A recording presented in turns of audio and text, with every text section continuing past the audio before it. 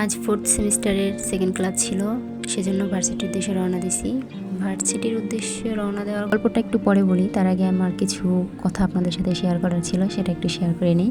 জীবনে একাকিত্বটা খুবই ইম্পর্টেন্ট, কারণ একাকিত্ব মানুষকে আসল বন্ধু, আসল মানুষ ইত্যাদি চিনতে শেখায়। এটা নিজের জীবন থেকে গেইন করেছি। এই কথাটা বলার একটাই কারণ, বিকজ অফ আমরা সবাই মানুষ, অ্যাট এ টাইম সবাইকেই নিজেদেরটা নিয়েই ভাবতে হয়, নিজেরটা নিয়েই সবাই ভালো থাকে, কেউ কারোর জন্য নয় পৃথিবীতে।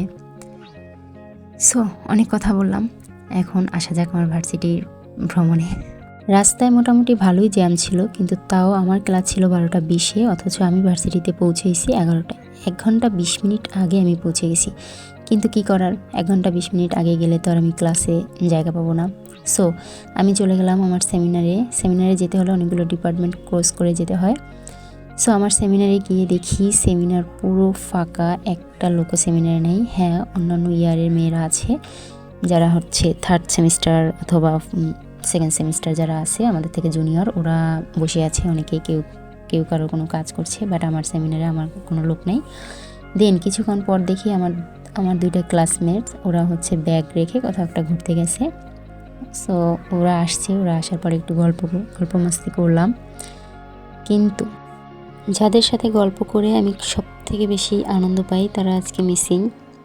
তো ক্লাস শেষে আমি চলে গেছিলাম মাঠে। এখানে এসে দেখি আজকে সামহাও কোনো এক্সাম আছে, এজন্য অন্যান্য ভার্সিটির ভাইয়ারা বোনেরা আসছে এক্সাম দিতে। অনেক ভিড় দেখতেই পাচ্ছেন। দেন আমি একটু মাঠে হাঁটাহাঁটি করে বন্ধুদের সাথে 2-একটা ভিডিও ক্লিপ এবং বান্ধবীদের সাথে একটু ছবি। মাঠ থেকে ডিরেক্ট গার্ডিয়ান স্পেসে আসলাম। সেখানে আমাদের একটা বান্ধবীর মা অসুস্থ, তাকে হসপিটালাইজ করা ছিল। তো এখন সে আসছে, আলহামদুলিল্লাহ এখন অনেকটা স্টেবল।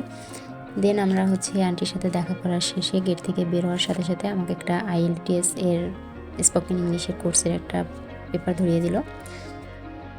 তো সেটা নিয়ে আমি আবার চলে আসলাম, রাস্তাতে হাঁটতেছি।